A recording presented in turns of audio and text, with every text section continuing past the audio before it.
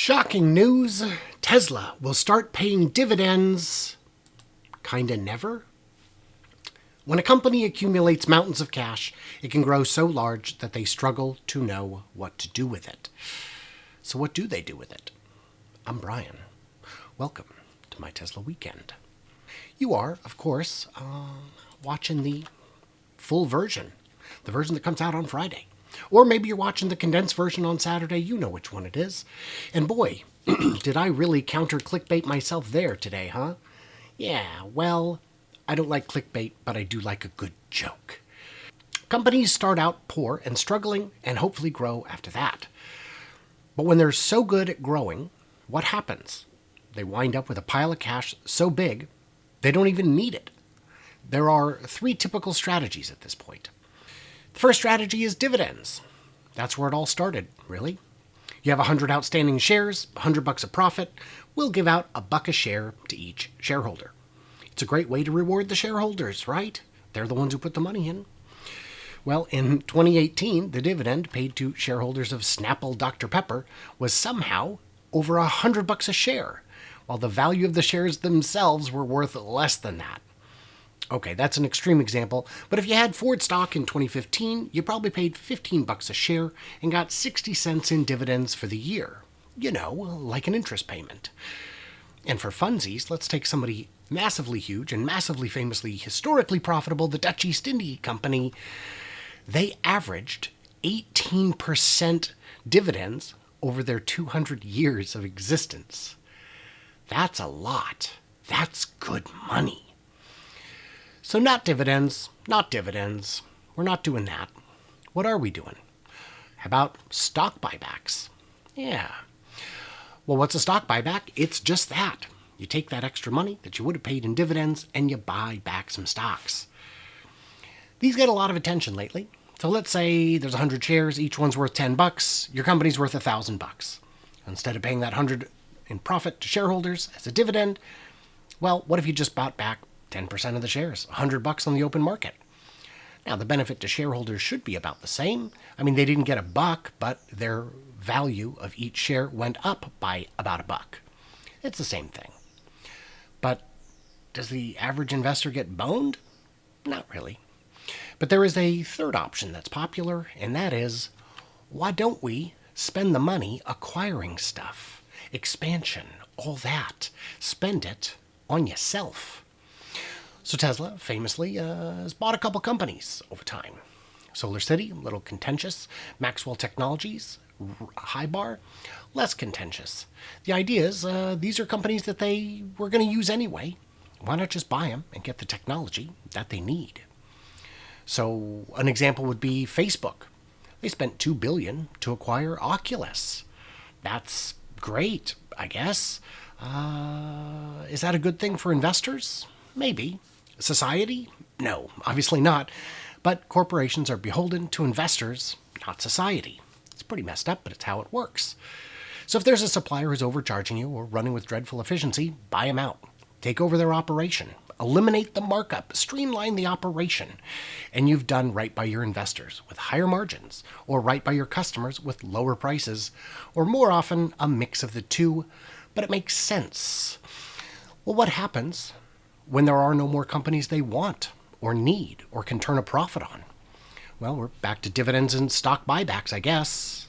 No, of course not. Well, first, a company might make a bunch of terrible acquisitions. And we've seen those in the tech space. Companies buying up things thinking it'll be the next big fix, like a junky trying to find that first high. But those shinies are exceptionally rare and the blunders increasingly costly. So then they do the buybacks, right? Well, Tesla already has enough cash on hand that they could build the next 5 to 10 factories. A margin that makes robber barons jealous and a clear path forward for the next 10 years at least. But they still aren't even dreaming of dividends or buybacks, and it's likely they won't do so in Elon's lifetime, if ever.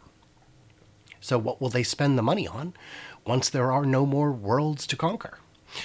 Well, why sell a megapack to South Australia for $100 million only to watch them make that much profit in the first year? Well, because they didn't have the $100 million to build it themselves. To a degree, they do now. That's why they build the Megapack installation in Texas. If it is insanely profitable and they can front the cash, they'd be crazy to sell it to anyone else. There are more than 1,000 fuel peaker plants in the US alone, which would cost in the ballpark of $1 trillion to replace with Megapacks. Doing so would likely net them $500 billion a year in profit. So why would they sell them for short-term gain? Well, because they don't have $1 trillion to invest. Not yet anyway, but they will. Well, what about selling cars? Elon warned years ago, when it appeared FSD was nearly solved, that they may stop selling cars, and he was serious. The vehicles out on lease rarely had a buyout option, and now they don't at all. He wanted those cars back because the revenue potential he saw was vastly higher as a robotaxi than as a sale. So even at 5 million cars with a $40,000 production cost, that's $200 billion they would need for that year alone to be able to afford to not sell those cars. Well, if you're Tesla and you've got $20 billion to spare, would you rather field up 500,000 robotaxis making $10 to $15 billion a year back, or do literally anything else with your money? Some shareholders might like that $20 a share they get, but they'd be insane not to take the higher figure. Well, okay, at 20 million units, surely the cost would drop to 22,000 each. So once they hit that, they only need 440 billion, right? Right? I mean, if they can afford that, they're going to pay dividends, right? Listen to yourself, man. This is only cars. They still need another $1 trillion to capture just the peaker plants in the US, and yes, they can't capture all the peaker plants. That would likely not fly legally or logistically, but it turns out there are other countries in the world and they also need peaker plants.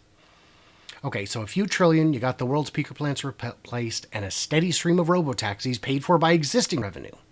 Then we pay the dividends, right? Well, we haven't really talked about the Teslabot yet. It's so simple, it's stupid. Even a high school robotics team can build a functional robot on a shoestring budget. But now imagine someone smarter than that, doing it in a cave with a box of scraps. In my Teslabot video, I suggested it would cost $25,000 to build, but that didn't really take into account the ginormous economies of scale, nor the cost reductions sure to follow on the most expensive components, the chips. See, when I was a kid, they told us that someday our computer would be so small it could fit in your pocket and so cheap you could throw it away.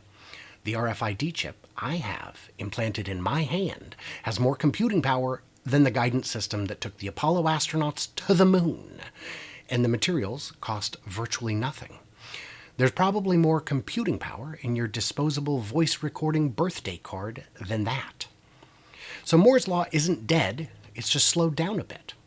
Processing speed and costs are still falling, and the bulky chips we see today are still miniaturized in short order.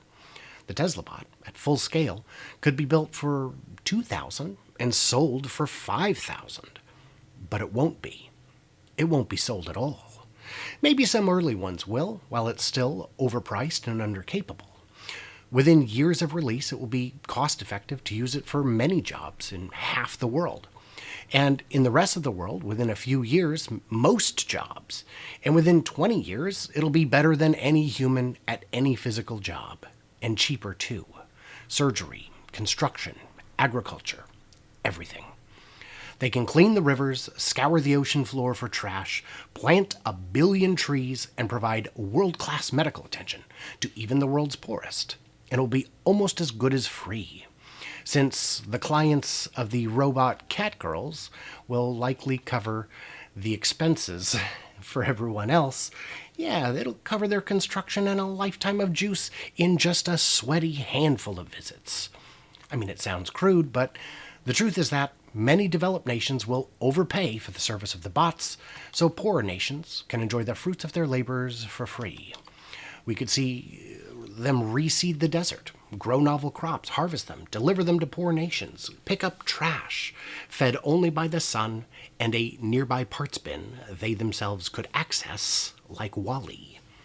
100 bots is 200,000, but could yield millions in crops for underserved people. At that point, energy will be clean and cheaper than ever. Robotaxis will be so cheap you can't remember why anyone owned a car, and so safe that accidents rarely happen and always make the news. Humans will be free to go back to pursuing their passions and doing the one thing bots never can, seeking meaning in their existence. So are you worried about dividends or buybacks? Okay, fair enough. Then, and only then, will Tesla stock buybacks or dividends begin. But despite their otherworldly income, it would still take generations to make a serious dent in buying back all those shares, since it would be worth half the global economy. And every share you buy back makes the stock price go up a little more. Hundredaires will become billionaires, and trillionaires will lose it all on their short positions, while everyone else finally gets back to the business of being a person instead of a worker. So that means the best customer is no customer. So let's get some whole answers in here, guys. Some whole entire answers. The Q&A, we're going to drop into the Q&A hole. Hi there. How are you? I have been too busy reading to look at the chat. Quick thanks to my Patreons, as always, who get early access, bonus content, an ad-free experience, all that good stuff. Help keep the channel running. You guys are super awesome. And I thank you so much. Let's head into the Q&A. Well, there it is, and there you go. If you want to see the full, uncut, 30-ish minute version of this episode, head over to the second channel, link in the description, and subscribe over there if you want to catch these live each Friday at 7 p.m. Pacific, as well as the Fast Charging with B&B podcast, co-hosted with Bear from Bear's Workshop. So, what did I miss or misunderstand? Tell me in the comments, and stay tuned, stay juicy, and I can't wait to hear from you clever robots on the other side.